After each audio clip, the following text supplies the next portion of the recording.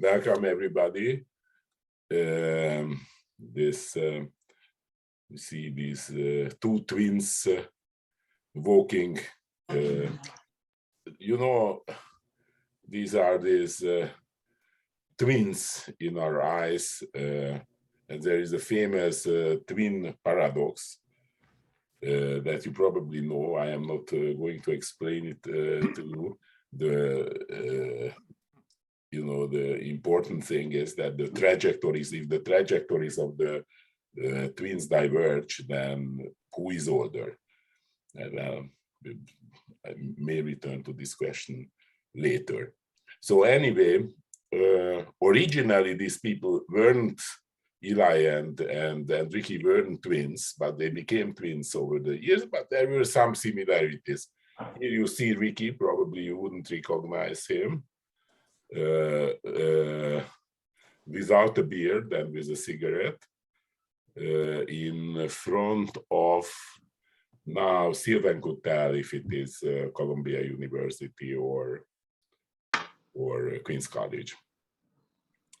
And here is a young Eli Goodman with brown hair and with hair on his wedding day.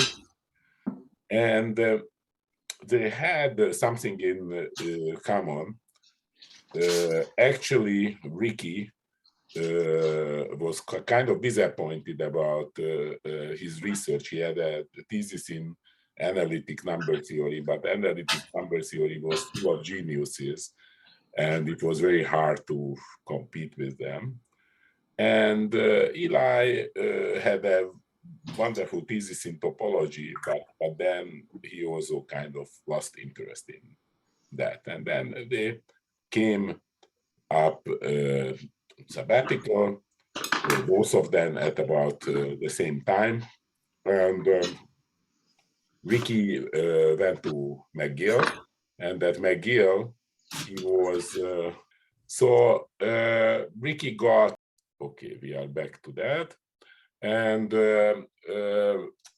Ricky was infected by this happy ending problem of Esther Klein, George Szekeres, and Bal Erdős.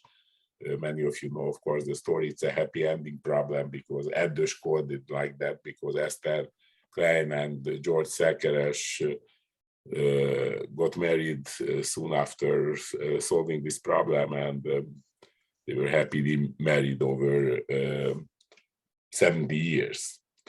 So when Ricky came back from McGill, then he talked to Eli, and who he hadn't seen for a long time, and it turned out that Eli was also thinking about this problem completely independently, and he had a plan how to attack it, completely combinatorially. And so it had very interesting consequences. Actually, the person who finally solved the problem, at least asymptotically, was Andrew Suk, who will speak at 3 o'clock New York time. Now, these were important times at Courant Institute for various reasons. The city became more popular, NYU became more richer, and Jack Schwartz was one of the 3 directors of the institute, the head of the computer science department, and he actually got a huge grant from DARPA for setting up a robotics laboratory. And the deputy chair of this laboratory was Miha Sharir, who will speak soon. And it was really a kind of a wonderful moment because, but first of all, I don't think that anyone caused much trouble, you know. We or they didn't create bombs, didn't kill people, although the money came from DARPA. But more importantly, Miha Sharir and Jack Schwartz came up with a framework. They had a framework for motion planning problems, which was a wonderful framework, which made it possible to connect the subject to many questions in real algebraic geometry, in incidence combinatorics,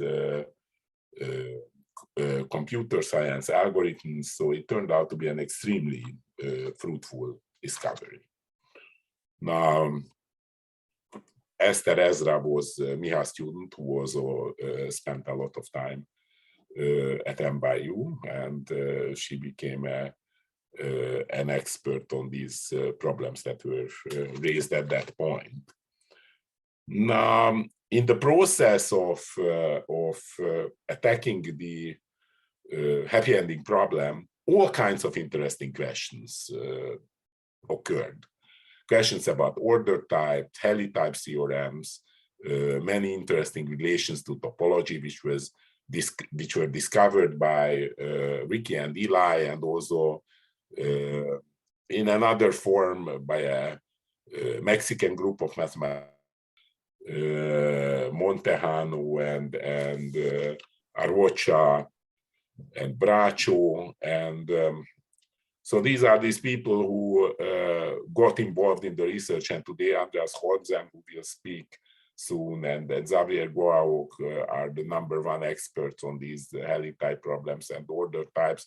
And in the many topological questions that we encountered, we really needed the help of the house topologist Sylvain Capel, who became a co-author and a regular in the geometry seminar. So now there was this enormous work of community building that you know very well. So a lot of those things, you know, that we know in computational geometry, discrete and computational geometry, were actually built by Eli and Ricky. So they started the geometry seminar, which is running today. They started the journal DCG, which devoted special issues to sausage, but also the first special year of DIMEX was on discrete and computational geometry, and of course it was organized by Ricky and Eli. The same, at MSRI Berkeley in 2003 there was a special year, and then they also organized the Oberwolfpath meetings and so on. There were a number of other meetings, that I have pictures, but you probably also have pictures. This is in Hungary, this is in Barbados. These little monkeys are all computational geometers in Barbados. And meanwhile, both Ricky and Eli had their love affairs, and this is the real own love affairs. The algorithms in real algebraic geometry was Ricky's love affair, and he learned it together with his student Shaugata, who is today the #1 expert on the subject, and it was turned out to be closely related to motion planning and so on. And then here is Eli and Joe O'Rourke, and later joined by Csabatot, edited the DCG handbook and so on. Eli's love affair was music. He wrote a novel and several fantastic pieces, and he founded the New York Circle of Composers and so on. So returning to the twin question, who lived more? I can say that the answer is on one hand trivial, because Eli was born earlier and died later. On the other hand, I think that both Ricky and Eli pegged as much into their lives as much one could possibly peg.